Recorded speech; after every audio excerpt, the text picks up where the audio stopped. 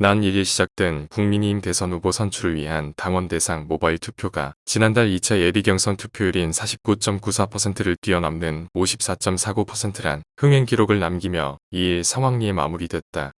양일간 진행된 모바일 투표에 참석하지 못한 책임 당원들은 오는 3일부터 4일까지 실시될 ARS 투표를 통해 참여할 수 있어 투표율은 더욱 올라갈 것으로 전망되는데, 그래서인지 김재원 최고위원은 앞서 이날 MBC 라디오 김종배의 시선집중과의 인터뷰에서 최종 투표율을 60%대로 예상하느냐는 진행자의 질문에 "그렇다. 지금까지 모바일 투표 못한 분은 둘째 날은 많이 떨어지고 과거 2차 경선 때 보면 대체로 한 20%에서 25% 사이의 분들이 ARS 투표를 3일째 하게 된다고 답하기도 했다. 다만 김 최고위원은 이 투표율이 높다는 것이 특정 후보에게 절대적으로 유리하다, 이렇게 볼 수가 없다.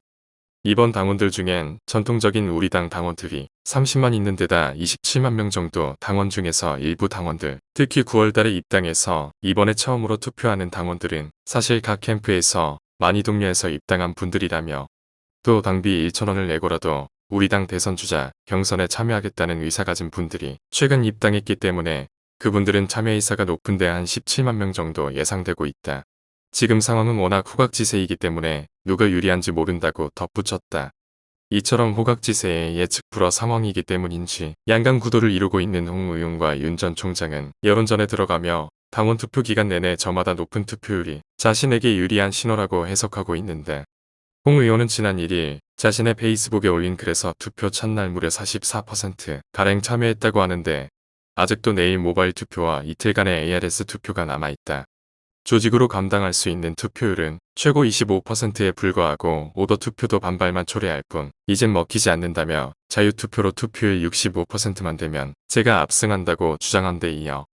이일은 역대급 투표에 서버까지 터지는 난리가 있었는데, 그만큼 당원들은 정권교체 열망이 크다는 것이다.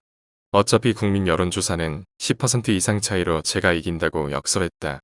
반면 윤 전 총장은 투표 첫날인 지난 1일 투표 첫날인데도 약 44%의 기록적인 투표율인데 정권교체의 대장정을 시작하는 출발점에서 큰 희망을 봤다. 정권교체에 대한 희망의 불씨를 당겼던 사람으로서 당에 들어오길 잘했단 생각이라고 자평한 데 이어 2일 충북 청주 충북도당에서 가진 당원 간담회 직후 기자들과 만난 자리에선 후보로서 유불리 언급하는 것은 적절치 않은 것 같다면서도 당원들의 정권교체 열망이 크기 때문에 그렇게 나오는 것이라고 거듭 강조했다. 심지어 유승민 전 의원도 2일 CBS 라디오 김현정의 뉴스쇼에서 60에서 70%까지 투표율이 가지 않을까 보고 있고, 30만여 명 가까이 들어온 신규 당원들이 굉장히 큰 변수가 될 것이라며, 최종 경선은 모든 당원이 투표하는데 그중 상당수가 수도권이나 젊은 층이 많아 당연히 나한테 유리할 것이라고 자신에게 유리한 해석을 내놨는데, 경선의 마지막 단계인 만큼 후보들마다 이처럼 투표율에 민감한 반응을 보이며 촉각을 곤두세우고 있지만, 일단 각자 어떤 주장을 펴든 국민의힘으로선 최고 투표율을 기록했던 지난 2007년 이명박 박근혜 전 대통령 간 경선 이후 오랜만에 역대급 흥행을 거뒀다는 점에서 정권 교체의 청신호로 보고 있다.